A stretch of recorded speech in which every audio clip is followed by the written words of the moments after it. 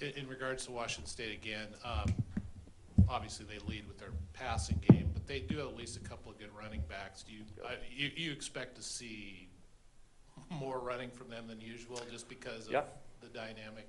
I kind of go off of the last couple of years. Like, he did start running the ball more, not nearly as much as he's throwing it, but they do got some backs that can do some things, and they throw the ball to the backs. So there's some weapons there, and however he's going to move the ball, he's not shy to run it on occasion. Your running game with Jamar, he's running the ball out, but he hasn't. You're not really throwing much to him. Is that something you're going to be working in more, or is that really not part of his game? No, he can catch it fine. It hasn't been a huge factor in our past game because we got some receivers and things to throw it to. But I wouldn't say that we're not trying to throw it to him. Now when Pierce does come back, whether it's this week or after the bye, what do you do? Well, I feel a whole lot better. I know that, because I'm into having a 1-2 punch in the backfield, and when AP comes back, I feel like we really got that. A couple other injury things. David Morris, Jeremy Reichner. Anything positive on those guys? Not in a practice sense. No, none of those guys have been able to practice, and I have not gotten any kind of word that they'll practice this week. Jonathan, when you, as an offensive mind yourself and put together offenses, when you look at what Mike Leach and that system is and what he's been able to do, no matter, it seems, who quarterbacks it, what are the major things that happen year to year to year in trying to deal with that offense that they do so well? Well, the thing is, I don't think they run a lot of different plays or patterns. They do a ton of adjustment within the route when they're running it and at the line of scrimmage.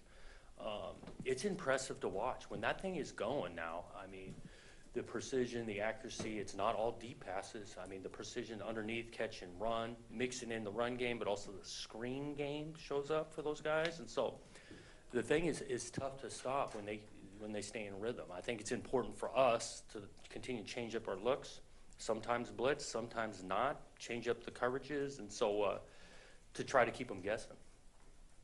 And even though they, quote, don't run it that much, do they use their backs as receivers to the point of approximating a run game? Yeah, I think there's similar. Yeah, some of those underneath throws, you can see the receivers blocking for them. I mean, they're just really effective the way they use the backs, not just handing it to them, but also running some routes. And those backs, they get a good job in protection because it's not just 5 guys blocking the whole time. You'll see them pick up blitzes too. Defensively, was what Tracy Claeys is doing, is it similar to the same stuff Grinch was running, and if he's tweaked it at all? I mean, do you see any sort of different emphasis? No, it looks similar. I haven't been able to study it to the extent I'd like to at this point of the week, but it does look similar, and I do know they got some returning players that are pretty good. I mean, again, I played these guys the last 4 years in the Apple Cup, and so we're aware of the thing, and again, the physical and pretty well coached. Your offensive line, I don't believe you've had any significant injuries there at all among your top 6. How have they progressed from game 1 to game 5? Yeah. I mean, this running production from Jefferson just isn't all him, obviously. No, it's not, and those guys have done a good job. They've, I think what I would describe them as mid-season healthy right now. No, we haven't had a huge injury, but those guys are working through some things and battling out there. I've liked that group. I've kind of liked their approach. I think they're doing it together. The communication piece has been something we've really improved on. Even early in that game, like we were on the wrong page, a couple of those protections, we take some sacks, we got it cleaned up on the sideline, and they operated well. I thought the physicality was as probably as good as I'd seen last week out of the O-line, which was great because that defensive front in Arizona State, they're moving all over the place. And so for those guys to make it physical, we're pleased with them. Washington State had 10 more carries against USC than they did last week, 24 down to 14, 13, whatever it was. Does that make it that much harder because they sling it around so well and so much? Now all of a sudden the running game is even more prominent than I think it's ever been. Yeah, I think they can be effective running it because, yeah, they're throwing it majority of the time, but having some balance and mixing in the runs is an important part of the offense, and it does make it more difficult. How's the team kind of responded? Obviously, after the Arizona State game, there were some guys in the press conference that were, a little shook up and still noticeably kind of frustrated. How do you think the team has responded since, that game and that night? I think they responded well, and I want them to be a little frustrated, meaning something to them when you lose. And so I'm totally understanding of where they're at after games. I do think that we came back, we talked about it, watched the tape, and we're still in that mantra of like, okay, we've been able to compete. Now we got to improve on it.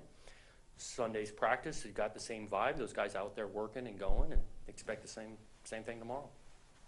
The passing game for you the last couple weeks has been, you're getting completions, but not a lot of production there. Is it a matter of maybe you need to get Jake, when Jake gets back, you can go more downfield, or is there, what have been your view the last few weeks? Right, we've talked about that. We've got to find ways to be more explosive in the passing game, just getting chunk plays. And so I think we only had the one on flea flicker last week.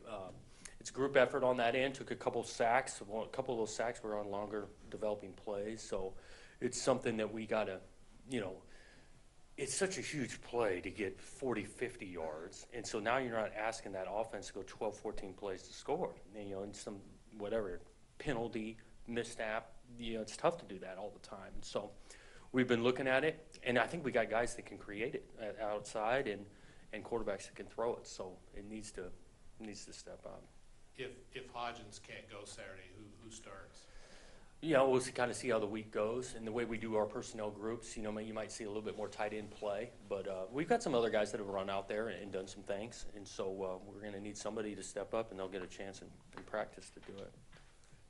Coach, have you been pleased or impressed with the resilience in terms of, you came back twice from 21 down to, you were within a yard to make it a 7-point game again. Is that showing you something about just the resiliency of your young team? I think we got some resiliency and some, the guys that are continuing to fight. And we do. We got opportunities to get this game within a single score, which I really think changes things. And so we keep pointing that out. We've had opportunities not just last week, but other weeks. And to get over that hump is what we're battling to do. And it's just not easy, man. And I've told the team, it's like, you got to be able to continue to work even though you haven't gotten the results yet, because our process is right. I think our effort is right. The way we're practicing is right. It'll get us over the hump. It's just tough to swallow when it hadn't quite happened yet.